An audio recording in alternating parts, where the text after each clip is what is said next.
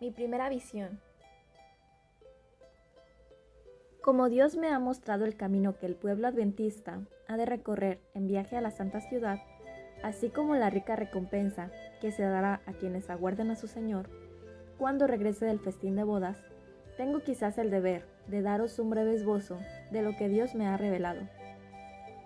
Los santos amados tendrán que pasar por muchas pruebas, pero nuestras ligeras aflicciones, que solo duran un momento, obrarán por nosotros un excelso y eterno peso de gloria, con tal que no miremos las cosas que se ven, porque estas son pasajeras, pero las que no se ven son eternas. He procurado traer un buen informe y algunos racimos de Canaán, por lo cual muchos quisieran apedrearme. Como la congregación amenazó hacer con Caleb y Josué por su informe. Pero os declaro, hermanos y hermanas, en el Señor, que es una buena tierra, y bien podemos subir y tomar posesión de ella. Mientras estaba orando ante el altar de la familia, el Espíritu Santo descendió sobre mí, y me pareció que me elevaba más y más, muy por encima del tenebroso mundo. Miré hacia arriba la tierra para buscar al pueblo adventista, pero no lo hallé en parte alguna. Y entonces una voz me dijo, vuelve a mirar un poco más arriba. Alcé los ojos y vi un sendero recto y angosto trazado por encima del mundo. El pueblo adventista andaba por ese sendero, en dirección a la ciudad que se veía en su último extremo. En el comienzo del sendero, detrás de los que ya andaban, había una brillante luz, que según me dijo un ángel, era el clamor de medianoche.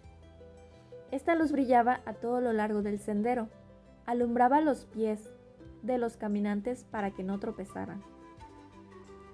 Delante de ellos iba Jesús guiándolos hacia la ciudad, y si no apartaban los ojos de él, iban seguros. Pero no tardaron algunos en cansarse, diciendo que la ciudad estaba todavía muy lejos, y que contaban con haber llegado más pronto a ella. Entonces Jesús los alentaba levantando su glorioso brazo derecho, del cual dimanaba una luz que ondeaba sobre la hueste adventista, y exclamaban, ¡Aleluya! Otros negaron temerariamente la luz que brillaba tras ellos, diciendo que no era Dios quien los había guiado hasta allí. Pero entonces se extinguió para ellos la luz que estaba detrás y dejó sus pies en tinieblas. De modo que tropezaron, y perdiendo de vista el blanco y a Jesús, cayeron fuera del sendero abajo, en el mundo sombrío y perverso. Pronto oímos la voz de Dios semejante al ruido de muchas aguas, que nos anunció el día y la hora de la venida de Jesús. Los 144,000 santos vivientes reconocieron y entendieron la voz, pero los malvados se figuraron que era fragor de truenos y de terremoto. Cuando Dios señaló el tiempo, derramó sobre nosotros el Espíritu Santo, y nuestros semblantes se iluminaron refulgentemente con la gloria de Dios, como le sucedió a Moisés al bajar del Sinaí. Los 144,000 estaban todos sellados y perfectamente unidos. En su frente llevaban escritas estas palabras: Dios, Nueva Jerusalén, y además una brillante estrella con el nuevo nombre de Jesús. Los impíos se enfurecieron al vernos en aquel santo y feliz estado, y querían apoderarse de nosotros para encarcelarnos. Cuando extendimos la mano en el nombre del Señor y cayeron rendidos en el suelo, entonces conoció la sinagoga de Satanás que Dios nos había amado. A nosotros, que podíamos lavarnos los pies unos a otros y saludarnos fraternalmente con ósculo santo, y ellos adoraron a nuestras plantas. Pronto se volvieron nuestros ojos hacia el oriente, donde había aparecido una nubecilla negra del tamaño de la mitad de una mano de un hombre, que era, según todos comprendían, la señal del Hijo del Hombre. En solemne silencio, contemplamos cómo iba acercándose la nubecilla, volviéndose cada vez más esplendorosa, hasta que convirtió en una gran nube blanca cuya parte inferior parecía fuego. Sobre la nube lucía el arco iris, y en torno de ella aleteaban 10,000 ángeles cantando un hermosísimo himno. En la nube estaba sentado el Hijo del Hombre. Sus cabellos, blancos y rizados, le caían sobre los hombros, y llevaba muchas coronas en la cabeza. Sus pies parecían de fuego, en la mano derecha tenía una hoz aguda, y en la izquierda llevaba una trompeta de plata. Sus ojos eran como llama de fuego, y escudriñaban de par en par a sus hijos. Palidecieron entonces todos los semblantes y se tornaron negros los de aquellos a quienes Dios había rechazado. Todos nosotros exclamamos: ¿quién podrá permanecer? ¿Está mi vestidura sin manchas? Después cesaron de cantar los ángeles, y por un rato quedó todo en pavoroso silencio. Cuando Jesús dijo: quienes tengan las manos limpias y puro el corazón podrán subsistir. Bastaos mi gracia. Al escuchar estas palabras, se iluminaron nuestros rostros y el gozo llenó todos los corazones. Los ángeles pulsaron una nota más alta y volvieron a cantar, mientras la nube se acercaba a la tierra. Luego resonó la argentina trompeta de Jesús, a medida que él iba descendiendo en la nube. Rodeado de llamas de fuego, miró las tumbas de sus santos dormidos. Después alzó los ojos y las manos hacia el cielo y exclamó: «Despertad, despertad, despertad los que dormid en el polvo, y levantaos». Hubo entonces un formidable terremoto. Se abrieron los sepulcros y resucitaron los muertos revestidos de inmortalidad. Los 144,000 exclamaron: «¡Aleluya!», al reconocer a los amigos que la muerte había arrebatado de su lado. Y en el mismo instante nosotros fuimos transformados y nos reunimos con ellos para encontrar al Señor en el aire. Juntos entramos en la nube, y durante 7 días fuimos ascendiendo al mar de vidrio, donde Jesús sacó coronas y nos ciñó con su propia mano. Nos dio también arpas de oro y palmas de victoria. En el mar de vidrio, los 144,000 formaban un cuadrado perfecto. Algunas coronas eran muy brillantes y estaban cuajadas de estrellas, mientras que otras tenían muy pocas. Sin embargo, todos estaban perfectamente satisfechos con su corona. Iban vestidos con un resplandeciente manto blanco desde los hombros hasta los pies. Había ángeles en todo nuestro alrededor, mientras íbamos por el mar de vidrio hacia la puerta de la ciudad.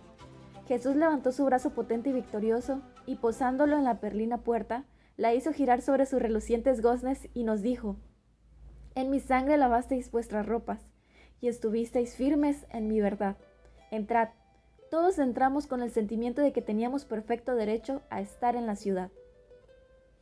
Allí vimos el árbol de la vida y el trono de Dios, del que fluía un río de agua pura, y cada lado del río estaba el árbol de la vida. En una margen había un tronco de árbol y otro en la otra margen, ambos de oro puro y transparente. Al principio pensé que había 2 árboles, pero al volver a mirar, vi que los 2 troncos se unían en su parte superior y formaban un solo árbol.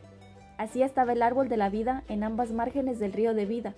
Sus ramas se inclinaban hacia donde nosotros estábamos y el fruto era espléndido, semejante a oro mezclado con plata.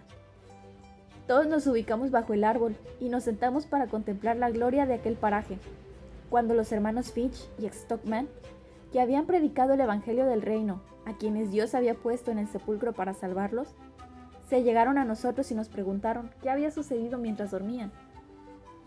Procuramos recordar las pruebas más graves por las que habíamos pasado, pero resultaban tan insignificantes frente al incomparable y eterno peso de gloria que nos rodeaba, que no pudimos referirlas. Y todos exclamamos: «¡Aleluya! Muy poco nos ha costado el cielo». Pulsamos entonces nuestras áureas arpas, cuyos ecos resonaron en las bóvedas del cielo. Con Jesús al frente, descendimos todos de la ciudad a la tierra, y nos posamos sobre una gran montaña que, incapaz de sostener a Jesús, se partió en 2. De modo que quedó hecha una vasta llanura. Miramos entonces y vimos gran ciudad con 12 cimientos y 12 puertas, 3 en cada de sus 4 lados y un ángel en cada puerta. Todos exclamamos: «La ciudad, la gran ciudad, ya baja de Dios, del cielo». Descendió pues la ciudad y se asentó en el lugar donde estábamos. Comenzamos entonces a mirar las espléndidas afueras de la ciudad.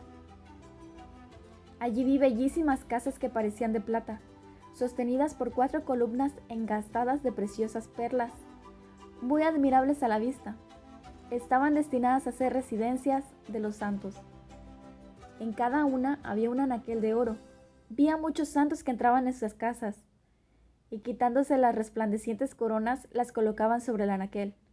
Después salían al campo contiguo a las casas para hacer algo en la tierra, aunque no en un modo alguno como para cultivarla, como hacemos ahora.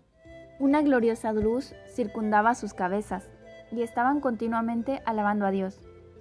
Vi otro campo lleno de toda clase de flores, y al cortarlas exclamé, ¿no se marchitarán?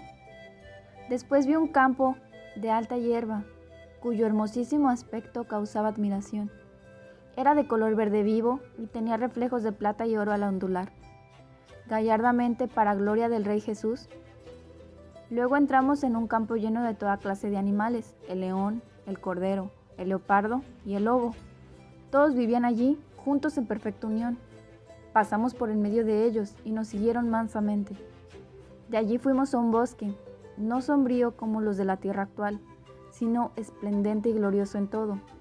Las ramas de los árboles se mecían de uno a otro lado, y exclamamos todos, moraremos seguros en el desierto y dormiremos en los bosques.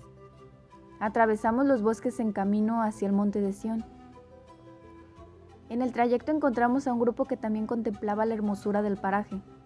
Advertí que al borde de sus vestiduras era rojo. Llevaban mantos de un blanco purísimo y muy brillantes coronas. Cuando los saludamos pregunté a Jesús quiénes eran y me respondió que eran mártires que habían sido muertos por su nombre. Los acompañaba una innumerable hueste de pequeñuelos, que también tenían un ribete rojo en sus vestiduras. El monte de Sión estaba delante de nosotros, y sobre el monte había un hermoso templo. Lo rodeaban otros 7 montes donde crecían rosas y lirios. Los pequeñuelos trepaban por los montes o, si lo preferían, usaban sus alitas para volar hasta la cumbre de ellos y recoger inmarcesibles flores. Toda clase de árboles hermoseaban los alrededores del templo. El boj, el pino, el abeto, el olivo, el mirto, el granado y la higuera doblegaba bajo el peso de sus maduros higos. Todos embellecían aquel paraje. Cuando íbamos a entrar en el santo templo, Jesús alzó su melodiosa voz y dijo, únicamente los 144,000 entran en este lugar, y exclamamos, ¡Aleluya! Este templo estaba sostenido por 7 columnas de oro, transparente con engastes de hermosísimas perlas. No me es posible describir las maravillas que vi. Oh, si yo supiera el idioma de Canaán. Entonces podría contar algo de la gloria del mundo mejor. Vi tablas de piedra en que estaban esculpidos con letras de oro los nombres de los 144,000. Después de admirar la gloria del templo, salimos y Jesús nos dejó para ir a la ciudad. Pronto oímos su amable voz que decía, venid, pueblo mío, habéis salido de una gran tribulación y ha hecho mi voluntad. Sufristeis por mí. Venid a la cena, yo me ceñiré para serviros. Nosotros exclamamos, aleluya, gloria, y entramos en la ciudad. Vi una mesa de plata pura de muchos kilómetros de longitud, y sin embargo, nuestra vida la abarcaba toda. Vi el fruto del árbol de la vida, el maná, almendras, higos, granadas, uvas y muchas otras especies de frutas. Le rogué a Jesús que me permitiese comer del fruto, y me respondió, todavía no. Quienes comen del fruto de este lugar ya no vuelven a la tierra, pero si eres fiel, no tardarás en comer del fruto del árbol de la vida y beber del agua del manantial. Y añadió, debes volver de nuevo a la tierra a referir a otros lo que se te ha revelado.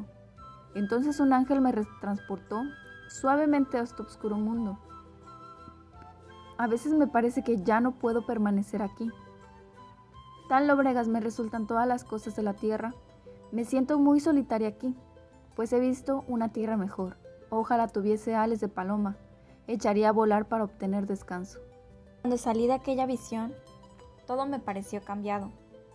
Todo lo que miraba era tétrico. Cuán oscuro era el mundo para mí. Lloraba al verme aquí y sentía nostalgia. Había visto algo mejor y ello arruinaba este mundo para mí. Relaté la visión a nuestro pequeño grupo de Portland, el cual creyó entonces que provenía de Dios. Fueron momentos en que sentimos el poder de Dios y el carácter solemne de la eternidad. Más o menos una semana después de esto, el Señor me dio otra visión. Me mostró las pruebas por las que habría de pasar y que debía ir y relatar a otros lo que Él me había revelado. y también que tendría que arrostrar gran oposición y sufrir angustia en mi espíritu. Pero el ángel dijo: bástate la gracia de Dios, Él te sostendrá. Al salir de esta visión, me sentí sumamente conturbada. Estaba muy delicada de salud y solo tenía 17 años. Sabía que muchos habían caído por el engreimiento y que si ensalzaba en algo, Dios me abandonaría y sin duda alguna yo me perdería. Recurrí al Señor en oración, le rogué que pusiese la carga sobre otra persona. Me parecía que yo no podría llevarla. Estuve postrada sobre mi rostro mucho tiempo y la única instrucción que pude recibir fue: comunica a otros lo que te he revelado. En la siguiente visión que tuve, rogué fervorosamente al Señor que, si debía ir a relatar lo que me había mostrado, me guardase del ensalzamiento. Entonces me reveló que mi oración era contestada y que si me hubiese en peligro de engreírme, su mano se posaría sobre mí y me vería aquejada de enfermedad. Dijo el ángel: si comunicas fielmente los mensajes y preservas hasta el fin, comerás del fruto del árbol de la vida y beberás del agua del río de la vida. Pronto se difundió que las visiones eran resultado del mesmerismo, y muchos adventistas estuvieron dispuestos a creerlo y a hacer circular el rumor. Un médico que era un célebre mesmerizador me dijo que mis visiones eran mesmerismo, que yo era un sujeto muy dócil y que él podía mesmerizarme y darme una visión. Le respondí que el Señor había mostrado en visión que el mesmerismo era del diablo, que provenía del abismo y que pronto volvería allí, junto con que continuasen practicándolo. Le di permiso para mesmerizarme, si podía. Lo probó durante más de media hora, recurriendo a diferentes operaciones, y finalmente renunció a la tentativa. Por la fe en Dios pude resistir su influencia, y esta no me afectó en lo más mínimo. Si tenía una visión en una reunión, muchos decían que era excitación y que alguien me mesmerizaba. Entonces me iba sola a los bosques, donde únicamente el ojo o el oído de Dios me pudiese ver u oír. Me dirigía a Él en oración, y a Él a veces me daba una visión allí. Me regocijaba entonces y contaba lo que Dios me había revelado a solas, donde ningún mortal había influir en mí, pero algunos me dijeron que me mesmerizaba a mí misma. Oh, pensaba yo, hemos llegado al punto en que los que acuden sinceramente a Dios a solas y confiando en sus promesas para obtener su salvación, pueden ser acusados de hallarse bajo la influencia corrupta y condenadora del mesmerismo. ¿Pedimos pan a nuestro bondadoso Padre Celestial para recibir tan solo una piedra o un escorpión? Estas cosas serían mi ánimo y torturaban mi alma con una inmensa angustia que era casi desesperación. Mientras que muchos procuraban hacerme creer que no había Espíritu Santo y que todas las manifestaciones que habían experimentado los santos hombres de Dios no eran más que mesmerismo o engaños de Satanás. En aquel tiempo había fanatismo en el estado de Maine. Algunos evitaban todo trabajo y despedían a la fraternidad a cuantos no querían aceptar sus opiniones al respecto, así como algunas otras cosas que ellos consideraban deberes religiosos. Dios me reveló esos errores en visión y me envió a sus hijos extraviados para que se los declarase, pero muchos de ellos rechazaron rotundamente el mensaje y me acusaron de amoldarme al mundo. Por otro lado, los adventistas nominales me acusaron falsamente de fanatismo, y algunos con impiedad me llamaban dirigente del fanatismo que en realidad yo estaba procurando corregir. Diferentes fechas fueron fijadas en repetidas ocasiones para la venida del Señor y se insistió en que los hermanos las aceptasen, pero el Señor me mostró que todas pasarían, porque el tiempo de angustia debía transcurrir antes de la venida de Cristo, y cada vez que se fijara una fecha y ésta transcurriera, ello no podría sino debilitar la fe del pueblo de Dios. Por enseñar esto se me acusó de acompañar al siervo malo que decía en su corazón: mi Señor tarda en venir. Todas estas cosas abrumaban mi ánimo, y en la confusión me veía a veces tentada a dudar de mi propia experiencia. Mientras orábamos en la familia, una mañana el poder de Dios comenzó a descansar sobre mí, y cruzó por mi mente el pensamiento de que era mesmerismo, y lo resistí.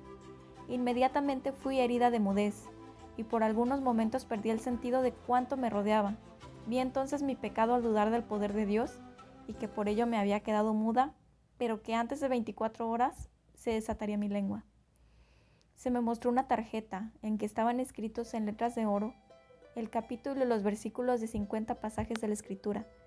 Después que salí de la visión, pedí por señas la pizarra y escribí en ella que estaba muda, también lo que había visto, y que deseaba la Biblia grande. Tomé la Biblia y rápidamente busqué todos los textos que había visto en la tarjeta. No pude hablar en todo el día. A la mañana siguiente temprano, llenóse mi alma de gozo, se desató mi lengua y prorrumpí en grandes alabanzas a Dios. Después de esto ya no me atreví a dudar ni a resistir por un momento el poder de Dios. Pensaran los demás lo que pensaran. En 1846, mientras estaba en Fairhaven, Massachusetts, mi hermana, quien solía acompañarme en aquel entonces, la hermana A del hermano G, y yo misma subimos en un barco a vela para ir a visitar una familia en la isla del oeste. Era casi de noche cuando partimos. Apenas habíamos recorrido una corta distancia cuando se levantó una tempestad repentina. Había truenos y rayos, y la lluvia caía sobre nosotros a torrentes. Resultaba claro que nos íbamos a perder, a menos que Dios nos librase. Me arrodillé en el barco y comencé a clamar a Dios que nos salvase.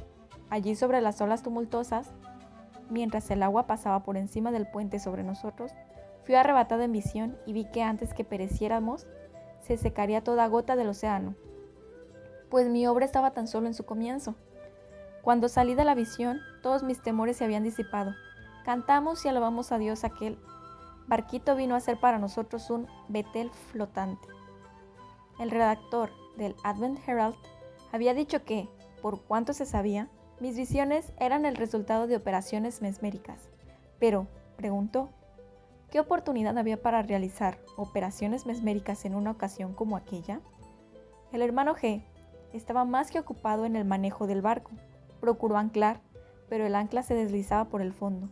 Nuestra embarcación era sacudida sobre las olas e impulsadas por el viento, y era tanta la oscuridad que no podíamos ver desde un extremo del barco al otro.